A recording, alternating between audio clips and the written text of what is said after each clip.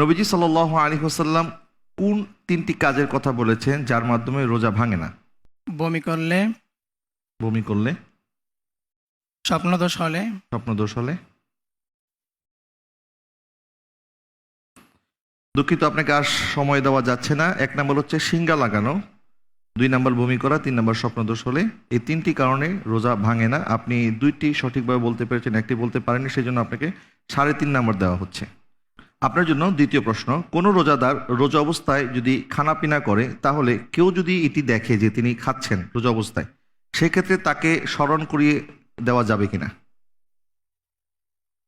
যে তাকে স্মরণ করিয়ে দেওয়া ওয়াজিব। তাকে স্মরণ করিয়ে দেওয়া ওয়াজিব। আর যদি তাকে স্মরণ করে দিলে সে অসুস্থ বা তার কোনো ক্ষতি হবে, এরকম হলে তাকে স্মরণ করিয়ে দেওয়া লাগবে না।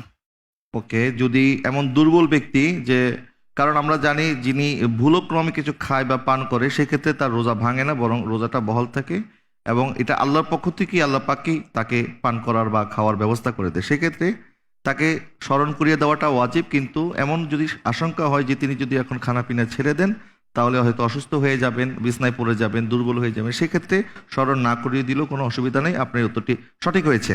আলহামদুলিল্লাহ। আমি চলে যাচ্ছি আমাদের পঞ্চম প্রতিযোগীর কাছে। পঞ্চম প্রতিযোগী, আপনি ভালো আছেন? জি আলহামদুলিল্লাহ। আপনি গত বছরও আমাদের সাথে ছিলেন। জি আলহামদুলিল্লাহ। এটি সহ আপনার 2 বার। জি তো কেমন লাগছে আমাদের এই প্রোগ্রামে অংশগ্রহণ করে? জি আলহামদুলিল্লাহ, অনেক ভালো লাগছে দ্বিতীয়বারের মতো সুযোগ পাওয়ার জন্য।